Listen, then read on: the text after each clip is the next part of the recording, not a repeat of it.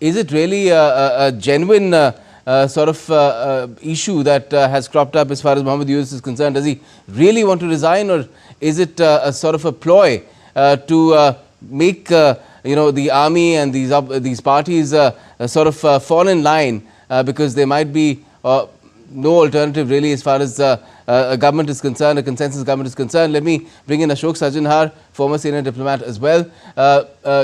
Ambassador Sajjanhar, what do you make of the situation? Do you feel that Mohammed Yunus genuinely wants to quit, or he is sort of baiting the army and those who have been opposing him that, look, I will resign if you don't let me do what I'm doing. I don't want to hold elections right now. I've said that I'll hold them in June next year.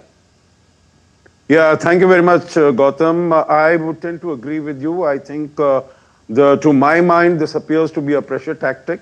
Basically, because we found that all the major forces in Bangladesh, they are coalescing against him.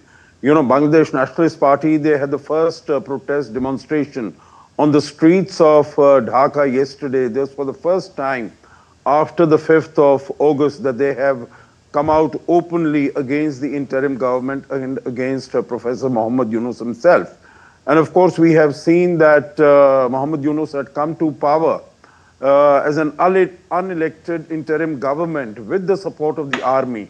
But now the Army Chief General Waqar-uz-Zaman has been very categorical in saying that there should be elections and there should be a popular government. I think as far as the people are concerned, Gautam, they also find this whole situation very untenable, because they had thought that situation matters would improve both in terms of their economic conditions as also in terms of law and order, freedom of speech, etc.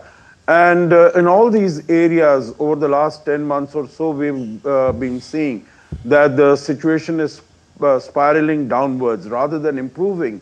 It's getting worse. And what Mohammed Yunus is doing is he has put in place so many committees, high-powered committees to bring full-scale reforms as far as the political system is concerned, as far as the judicial system is concerned. How it is going, moving, no one is very clear about it. Meaning these are all issues that really a legally elected government should be looking at, should be taking care of. But he has, he's unelected. He doesn't really have any experience of governance. He doesn't have any grassroots. His advisors don't have any grassroots, any experience of that nature. So there are objections about his advisors as well, is what these reports are saying, that they are the ones who are found to be objectionable, particularly by the BNP. Yeah, you are right, because this is exactly what I was saying. They don't have any experience. They don't have a mandate. They are very impulsive. So, rather than having, if it's a elected government, there is a cabinet, there is a prime minister, there's a joint responsibility of the cabinet. There would be one minister who would speak for her or his own area of charge, her or his area of responsibility and portfolio. But here everyone is shooting their mouth off. And obviously, as far as the political parties are concerned, and they owe their allegiance more to Mr. Mohammed Yunus rather than to any of the political parties. So for them, like Nahid Islam, he has set up, he was an advisor, he's supposed to be very close to Mohammed Yunus. He set up his own party, National Citizens Party. He has ambitions and aspirations of fighting elections. So, as far as he's concerned, if the elections are delayed a little bit, it doesn't really matter all that much to him, but it is the established parties like the BNP. And of course, we have seen over recent weeks that the Awami League has been disenfranchised. So, they'll not be able to compete in the election. So, the road is very, very clear as far as the BNP is concerned. And the BNP wants to they've been out of power now for more than 15 years. So, they are very keen to get back to power and to hold the reins of power in their own hands. So, they would not like this situation to continue, and they would like the elections to be held as soon as possible. And the same seems to be the desire and interest of the army chief, because all the responsibility of maintaining law and order is falling upon their shoulders, and there is no legally elected government Right. that can really be asked to take decisions. Right. Just to be fair to Professor Yunus as well, it's just been 10 months, like you said. Is it fair to expect him to wind up the things that is put into motion and then hold elections even when he feels that the situation in the country is not stable? I mean, we had what happened in August, and then after that there was so much unrest, total breakdown of law and order. Minorities were targeted. India raised objections about that several times, raised that with Bangladesh as well. Do you think the situation is worse now than it was at that time? You see, his responsibility, what was his mandate when he came to office? When he was elected as the chief advisor, interim government, etc. His mandate was very, very simple. Try to restore peace, try to restore law and order within the country and hold elections.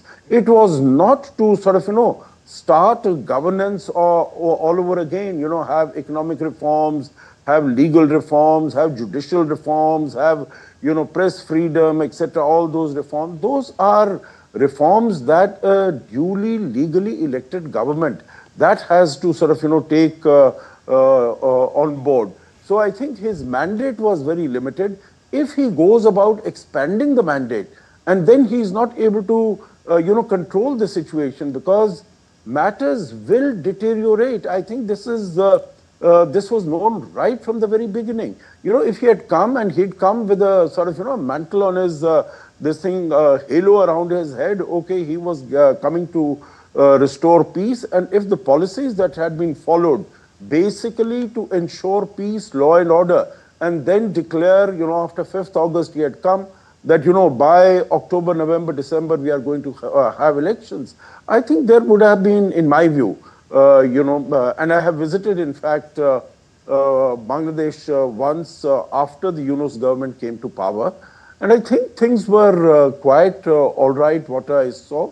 So actually things have been deteriorating further than when they were, in the initial months after the takeover by Mr. Mohammed Yunus. Okay. So in such a situation, how concerned, how wary should India be? How should it prepare for another phase of uncertainty and unrest in Bangladesh? Yeah, I think India needs to be very, very concerned for more reasons than one. It is not only the instability, it is not only the lack of law and order, it is not only the animosity and anti-Indian stance of the Yunus government, but also the fact that he is collaborating with Pakistan. He is bringing in Pakistan. We've seen that the first time there have been sort of, foreign office consultations. We've seen visits of senior army officers from Pakistan. We've seen a visit of ISI officials, senior officers from Pakistan. They have come, they have visited border areas with India. He has also tried to reach out to China, Gautam. As Mohammed Yunus, he went to China in March, and he said, sort of, thumping his chest, he said, we are the guardians of the Bay of Bengal, and there are these 7 landlocked states in the northeast of India, inviting China to come to Bangladesh to, enhance production and manufacturing there. Also, there are talks of, revival of the Lal Monir Khat Air Base near Siliguri, which is quite close to our Chicken's Neck, or the Siliguri corridor. So these are all matters that are of great concern and great worry as far as India is concerned. And India is watching this situation very carefully. Now with our situation where, our relations with Pakistan also going downhill, and seeing that China has been supporting Pakistan in its, activities, military activities against India. And so, this nexus between Pakistan, China and Bangladesh, all of it coming together, I think that really raises concern for us, and I'm sure the Indian government and Indian decision and policymakers are watching at the evolving situation. Just wanted to ask you this one question. I'm sorry to suggest it, but I mean, Bangladesh is no stranger to military takeovers, just like our other neighbor towards the west that you mentioned. They were, after all, one country at one point of time till it sort of disintegrated. So do you feel that that is also a situation that could crop up? Yeah, that could crop up, and meaning I have been and I served in Bangladesh when it was under military rule, and then after that it came under BNP, Begum Zia, etc. So that definitely is a very real threat as far as Bangladesh is concerned, because it's being used to that, and if people feel that there is no other way to restore law and order than by the army coming and taking over things. But I think still at the moment there is that prospect of elections. When a government, Gautam, comes to power through elections and it is not able to manage, it is not able to handle things properly, then it is the time for the army to step in.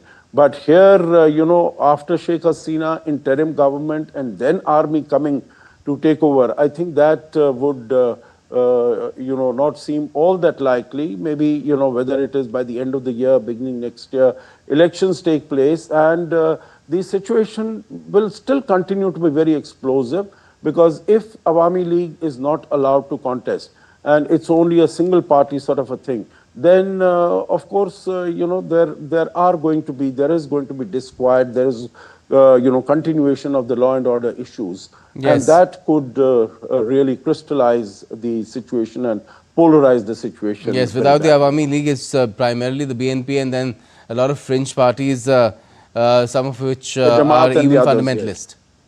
Yeah, exactly. Okay. So it is the... Okay. So either way, Bangladesh in a very tenuous position. Whether Mohammed Yunus stays or goes, to an extent, might be immaterial at this stage, because larger things have perhaps already been put in motion. Thanks a lot for joining us for the moment, Ashok Sajjanhar. Thank you very much, Gautam. Thank you. Goodbye.